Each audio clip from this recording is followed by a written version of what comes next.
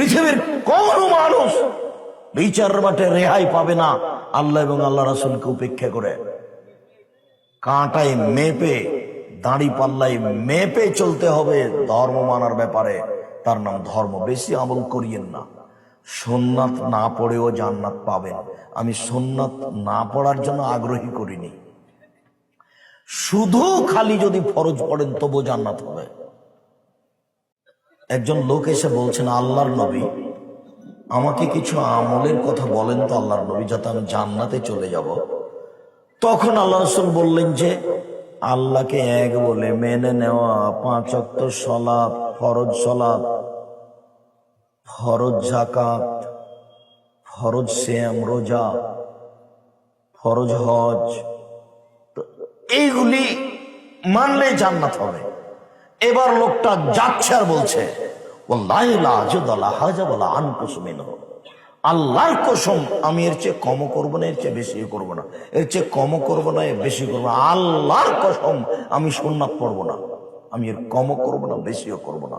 রাসূল সাল্লাল্লাহু আলাইহি ওয়াসাল্লাম বলছেন, শোনো শোনো শোনো শোনো, মান সাররাহু ইয়ানজুরা ইলা আহলিল জান্নাহ ফালয়ানজুর ইলা হায়া।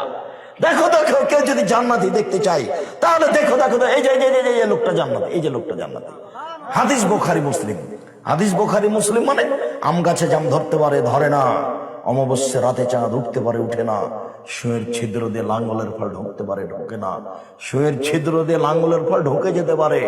আম গাছে জাম ধরে যেতে পারে, অমাবস্যা রাতে চাঁদ উঠে যেতে পারে, এগুলো ঘটে যেতে পারে।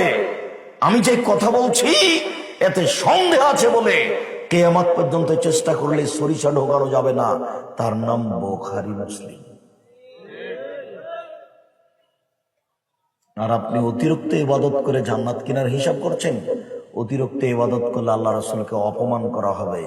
উনি তো আপনাকে নীতি শিখাতে এসেছেন।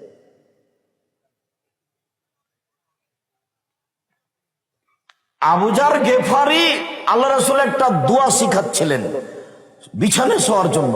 আল্লাহুম্মা আসলামতু নাফসি ইলাইকা ওয়াজ্জাহতু ওয়াজহি ইলাইকা ওয়া ফাওয়াজতু আমরি ইলাইকা ওয়ালজাতু জাহরি ইলাইকা রাগবাতু রাহাবাতান ইলাইকা লা মালজা ওয়া লা মানজা মিনকা ইল্লা ইলাইকা আমানতু বিকিতাবিকা আল্লাযী আনজালতা ওয়া নাবিয়্যিকা আল্লাযী আরসালতা।